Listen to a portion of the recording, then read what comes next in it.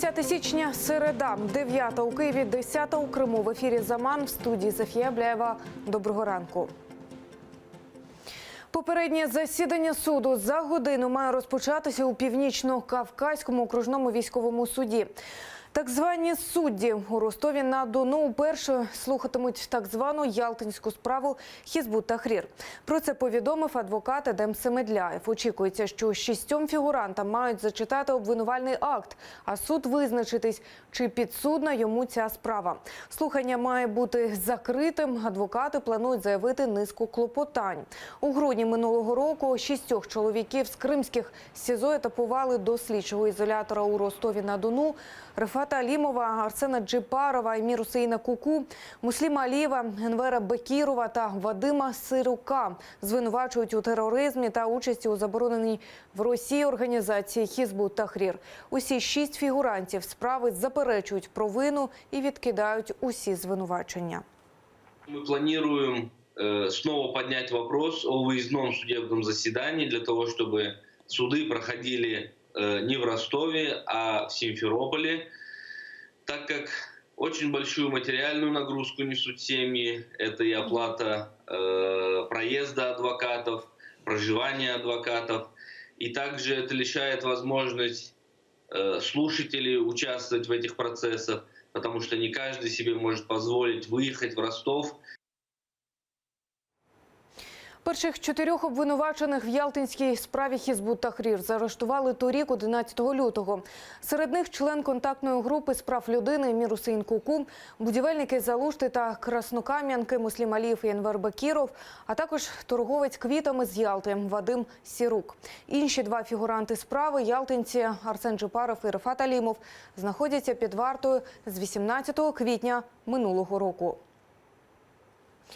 Напередодні суду з одним з фігурантів цієї справи Емір Усейном Куку, якому закидають саме організацію ялтинського осередку Хізбут Тахрір, зміг зустрітись його адвокат Олександр Попков. Виявилось, що у камері Емір Усейна нині утримують 17 людей, в той час як там лише 8 нар.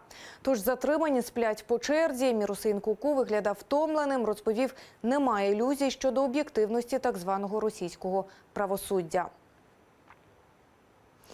Попри численні клопотання перенести засідання, суд у справі Володимира Балуха все ж відбудеться сьогодні у так званому Роздольненському суді Криму. Про це повідомила адвокат Ольга Діндзе. Раніше захист клопотав про перенесення засідання, бо адвокати Балуха не можуть приїхати на слухання з об'єктивних причин. Утім, так званий суддя за 4 тижні так і не розглянув прохання про перенос. ФСБ затримала Володимира Балуха торік, 8 грудня, за начебто незаконне зберігання зброї. У серпні 2017 року суд виніс вирок українському активісту 3 роки і 7 місяців колонії загального режиму, а також 10 тисяч рублів штрафу. Та в апеляції вирок скасували. Справу відправили на повторний розгляд. Нині він під домашнім арештом. Володимир Балух вважає, що кримінальне переслідування – це репресії через проукраїнську позицію, зокрема через прапор України, що майорив на даху його будинку від початку анексії Криму.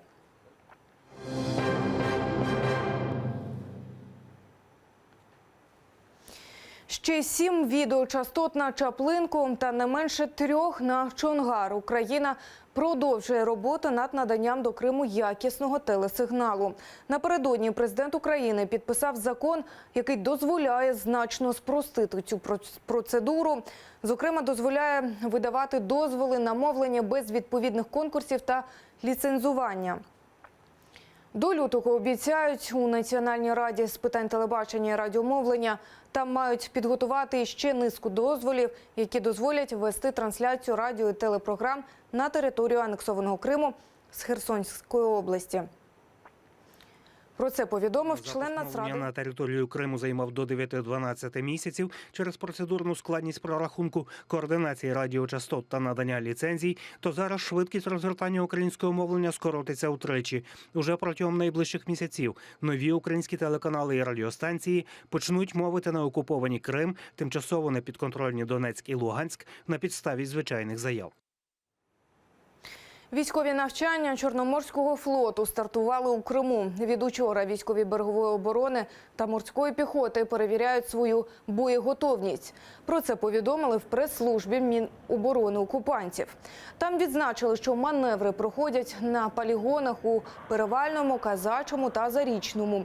Головна мета окупантів – навчити новобранців, що поповнили Збройні сили загарбників після осіннього призову, навичкам поводження зі зброєю.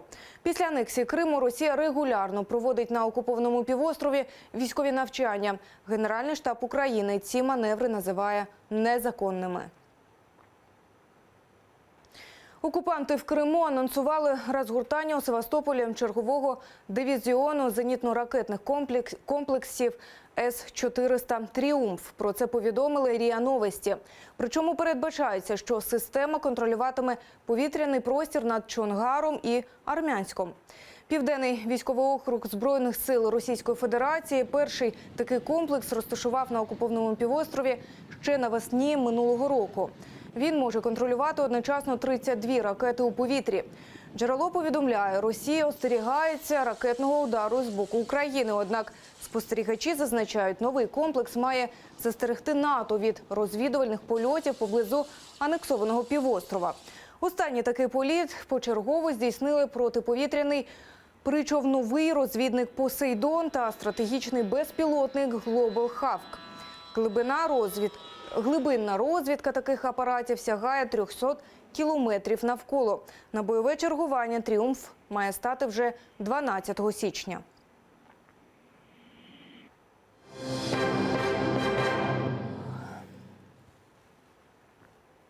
Скасувати заборону на участь в Олімпіаді. Російські спортсмени, яким заборонили участь в майбутніх зимових іграх, звернулись до арбітражного спортивного суду та вимагають скасувати заборону. Наразі в суді отримали 42 звернення. Розглядати їх почнуть 22 січня. Очікується, що вердикт судді встигнуть винести не менш як за тиждень до церемонії відкриття зимових Олімпійських ігор в Пхенчхані, яке заплановане на 9 лютого. Раніше Міжнародний олімпійський комітет через допінговий скандал на зимових Олімпійських іграх 2014-го відсторонив кілька десятків російських спортсменів від участі в іграх. Тим, хто довів, що не застосував допінг, дозволили змагатись під нейтральним прапором.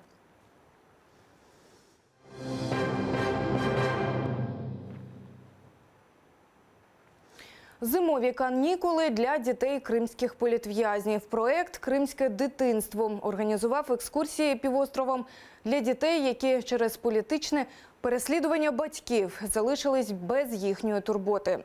Ініціатори проекту спільно з небайдужими співвітчизниками організували дітям подорожі та екскурсії Криму.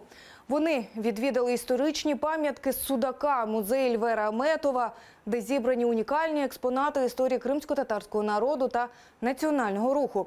Відвідали діти політв'язнів і Старий Крим, де побували в мечеті хана Узбека, яка має понад 700-річну історію. А також здійснили кінну мандрівку околицями Аккая – Білої скелі.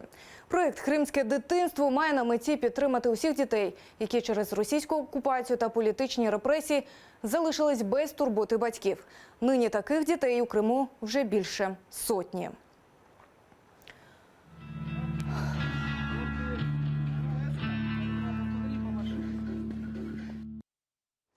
Мапу України знову зобразили без Криму. Цього разу англійська компанія Green Board Game випустила на ринок дитячу географічну забавку, на якій Україна позначена без Кримського півострова.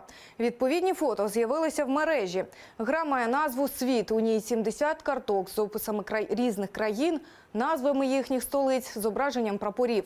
Утім, на карті з Україною замість Кримського півострова чомусь зображена чайка.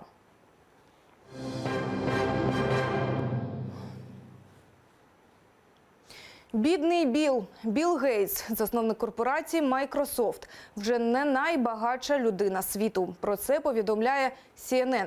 Відтепер на першій сходинці товстосумів Джеф Безос, який свої статки зробив на ідеї інтернет-магазину Amazon. Станом на зараз агентство Bloomberg йому нарахувало капіталу на більш ніж $105 мільярдів. Лише у цьому році акції Амазону зросли на 6,6%. Тепер кожна з них коштує $1300. Джеф Безос володіє впливовими медіаресурсами і навіть приватним турагентством космічних подорожей. Білл Гейтс тим часом збіднів до трохи більше 93 мільярдів. Це на 13 мільярдів менше, ніж у нового конкурента. Наразі це всі новини. Наступний випуск «Заман» не пропустіть менш ніж за 2 години. Залишайтеся з нами.